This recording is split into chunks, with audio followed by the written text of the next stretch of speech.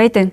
В днешното издание на предаването "Пазители на традициите" ще говорим за богатото музикално наследство на Кюстендил и неговия уникален и специфичен песенен стил. Ще ви разкажем за неговите особености, орнаментика и начин на изпълнение.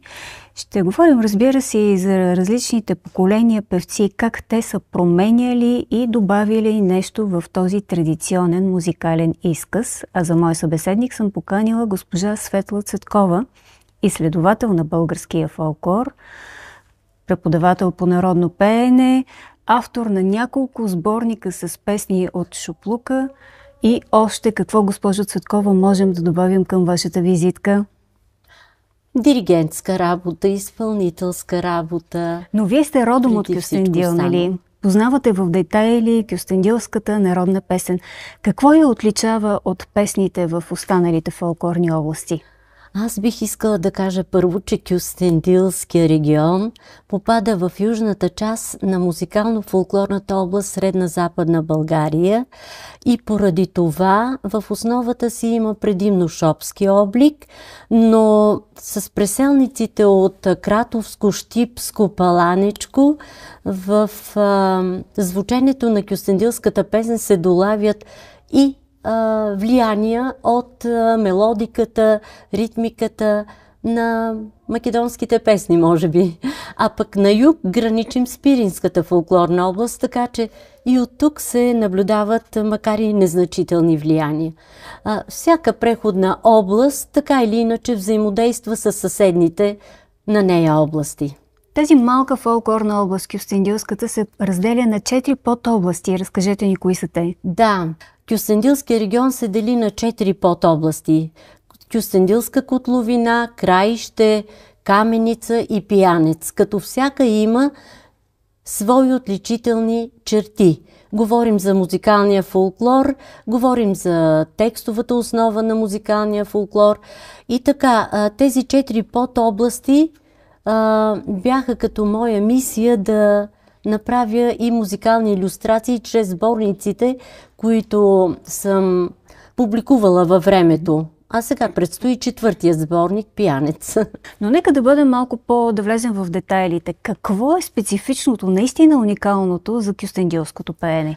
Като цяло, ние имаме представители от всеки един от тези региони. Ако говорим за Кюстендил, като Кюстендилска котловина, това са Олга Борисова, емблематичният певец на този край, певица, това е Олга Борисова, Благовест Порожанов, Цветанка Илчева. Краището има свой представител Валентина Деспотова, тя е родена в Габрешевци. Следващият регион е Каменица, където представител е Атанаска Ковачка, родена в село Бобешино, и Пиянешкия край има представител Гюрка Атанасова. Най-специфичният похват, това е кюстендилското тресене. Така както граловци имат своето граловско тресене, пазарджикли имат своето пазарджишко тресене, този регион също има в основата си двугласно пеене, антифонно пеене, пеене на групи, пеене по саме, пеене по тройки, 3 по 3 и какво още да добавя тук, провикванията, които са специфичен похват, както за Пиринския край също са специфични, така и в Кюстендилско ги имаме. Какво вече не можем да чуем в Кюстендил? Не можем да чуем на първо място индивидуалните песенни стилове на певците, които са дали своите записи, които са направили тези записи. Защо? Защото времето е било друго. Песента е битувала по различен начин в живота на хората. Полето, жътвата, седянката, трапезата, хороводните песни, обредните и обичайните песни. Всичко това е имало своето предназначение в живота на хората. И тези тембри на певците от миналото няма как да бъдат възпроизведени наново. Младите изпълнители звучат по различен начин, поради това, че устната традиция вече не съществува така, както в миналото. Бабите предават на своите внучки, майките на своите дъщери и така нататък. Тази традиция е отмряла вече. Но новото време има своите предимства, защото младите хора успяват да придадат един по-различен цвят на звучене на кюстендилската песен. Госпожо Цветкова, как влияе промяната в звукоизвличането и изобщо изпяването на песента във връзката между поколенията, които дори днес виждаме останали в кюстендилския край? Ако погледнем пак назад към пеенето на певците от миналото, които за съжаление вече не са между нас, можем да кажем, че техният стил на пеене е самобитен, автентичен, дори леко примитивен в звученето си. Ако в миналото тези песни са звучали спрямо местата, за които са предназначени, то в съвремието изявите на младите певци са свързани с концертния подиум, с звукозаписното студио, с конкурси, фестивали, събори, ако щеш, и така нататък. Тоест, песента звучи по един по-съвременен начин поради богатата информация вече за фолклорното пеене.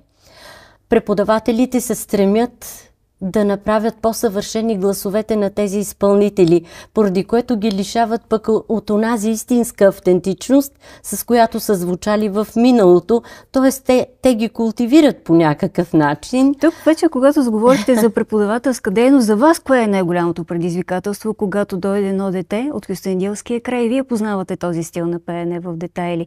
Кое днес трудно се получава, освен звукоизвличането? Първо търсим какво можем да усъвършенстваме в този глас, ако детето идва със своята звънкост на звучене, защото повечето от кюстендилските певци, които са записвали в съвремието ни, имат своите звънливи гласове. Но имат ли търпение и желание достатъчно децата да извървят те нямат избор? Те нямат избор. Просто ние сме длъжни каквото можем да усъвършенстваме и да направим тази песен вече еволюирана, т.е. отправена към съвремието, в което те ще се изявяват.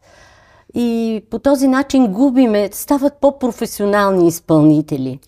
Ако трябва да се върнем назад във времето, вие самата сте провела много експедиции в селата, в Кюстендилска област и сте записвала много песни.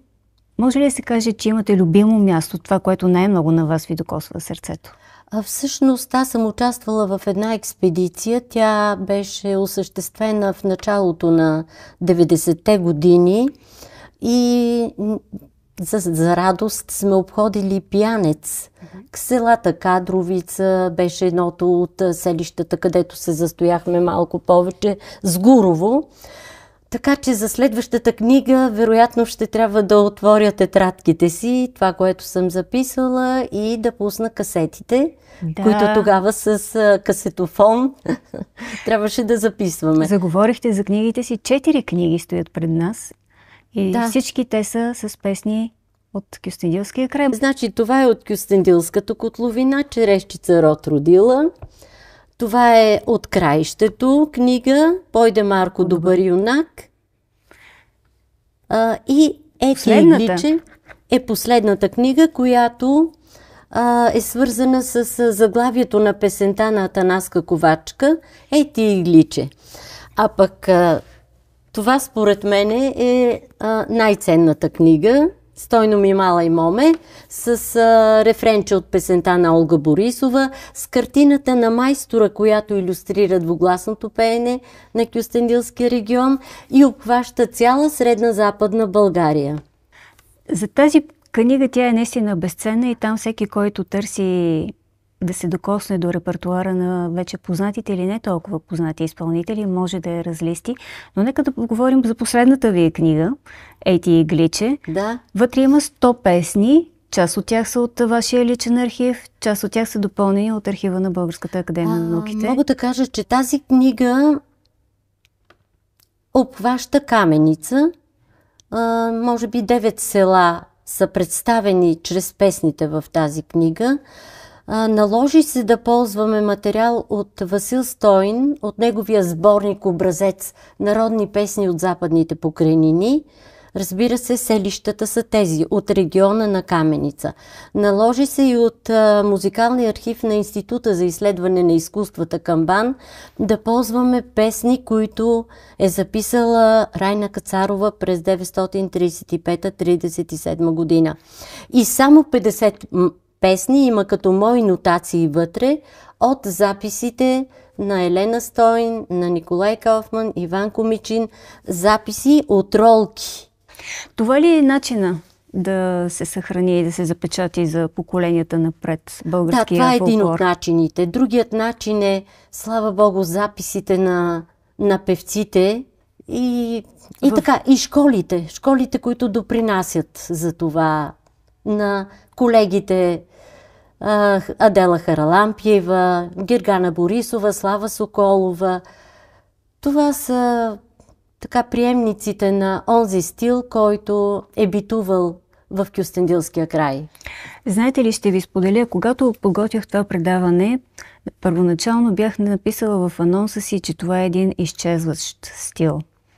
След това, когато разговарях с вас, разбрах, че това не е точно определение. Всъщност кюстендилският стил е жив, макар и малко променен. Да. Ще продължи ли обаче да живее? Да, разбира се.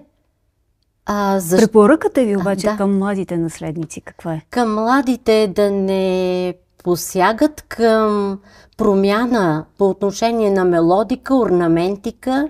На първо място много често забелязвам промяна в текстовете. Това, което е изречено по начина, диалектната форма, на която са говорили в миналото, тя трябва да бъде запазена и съхранена, защото е един от нюансите на кюстендилския песенен стил. Да не говорим за промяна в орнаментиката, да използват, например, странжанско вибрато в пиринска песен. Няма да посочвам изпълнителя, но това е възмутително. Ако мога да обединя вашите думи, да бъдем верни на традицията. Верни на стила, на интерпретаторските изпявания, т.е. различията, които имат певците от миналото, това са истински носители на индивидуалните песенни стилове. Така че към всеки един певец, посягайки, ти ще добавиш още нещо в своята орнаментика, като тя е в стилистиката на региона. Много ви благодаря, госпожо Цветкова, за участието в предаването. И аз благодаря за поканата и на добър час на предаването. Благодаря.